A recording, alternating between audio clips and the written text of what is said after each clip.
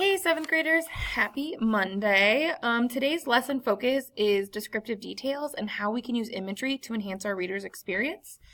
So when this video is finished, make sure that you answer the question in classroom and complete the next task of your bell ringer. So just as kind of our start for today, we are going to dabble in descriptive details. And so your question is going to surround which paragraph is better and why. And so if we scroll up past our minion GIF, you will see the picture of the lovely Thor, right? We all know Thor. And so we're going to read a sentence, and I want you to analyze how engaging is this sentence. If you were to read this in a book, would it give you a good picture, right? So if we take away the picture of Thor, does it describe him well? A dog came over. He had black fur and brown eyes. His blue collar fit just right around his neck. He was a big dog with big paws. When I touched his head, I noticed his fur was soft.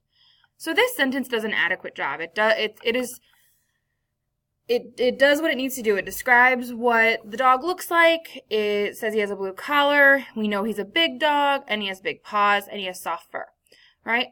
But what's not coming across is exactly what it feels like, right? His fur is soft, but what does that mean? How soft is it? There's lots of soft things. Silk is soft. Feathers are soft. What does that exactly mean, right? And when he's big, what does big mean? So Thor weighs 115 pounds.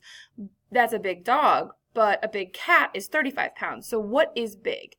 And right, he came over. Did he walk over? Did he come over on two paws? What does that mean? And so we're not given as much information as we should have. And so then if we look at a second sentence here, that's hiding, right? That's hiding in plain sight. Right, let's change our color here. So now, here's a new sentence that accomplishes the same exact thing, but in a little different way. A large dog galloped toward me. The wind gleamed through his long black fur. He looked like a dart traveling through the air, and I was the target. He slowed as he approached me and nuzzled his head under my hand. His light brown eyes peered at me as if to ask a question. I stroked the fur on his gigantic head and neck. It was soft to the touch, like short down feathers. I felt his weight as he leaned up against me and rested his jaw on my leg, leaving a trickle of slobber on my light blue jeans. So now we have a much bigger picture of what's going on. So when a dog is galloping, that means he's probably pretty big, right? Horses gallop. Okay, the wind, so now we know, okay, it's as he's moving, the wind is moving through his long black fur, right? So he has longer hair, and it is a dark color. And he traveled, so he must be moving pretty fast if he looks like a dart, right? And then we are the target. So he's coming at us. And should we be nervous? I'm feeling like the connotation of this sentence is kind of like or the mood of this sentence kind of is like on edge. Like if someone is traveling at me like a dart, I'm a little nervous, right? He slowed as he approached me and he nuzzled. So to me, that means friendly. Nuzzled tells me that he's a friendly dog, right? Because a mean dog would like buck his head up against my hand.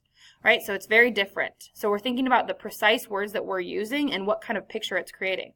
His light brown eyes peered at me. Okay, so it's not dark like his hair, they're lighter. As if to ask a question. So I'm wondering, okay, dogs obviously can't communicate with us, right? Except for through their actions and the way they look. So I'm guessing he is like, please pet me. I don't know.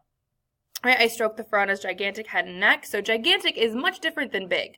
Gigantic means extremely large, right? So we're getting an even better picture now, right? I stroked the fur on his gigantic head and neck. It was soft to the touch, like short down feathers. So now I have a better picture. I'm thinking like, okay, like a really soft pillow. Like that's what his hair feels like. And then I felt his weight. So now we can like feel like, okay, if we put ourselves in this person's shoe, like you're almost like sunken back. So if it's this gigantic dog, right, he's leaning up against me, and now I can feel the weight, the indentation on my leg, leaving a trickle of slobber, which is kind of gross, right, on my light blue jeans.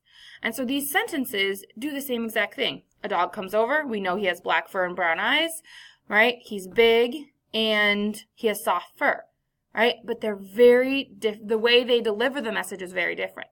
Okay, so now that you've kind of seen how to analyze these two sentences, I want you to go back to classroom and answer the question. This is going to be our big focus for today, so make sure you're very thoughtful in the way you answer this question.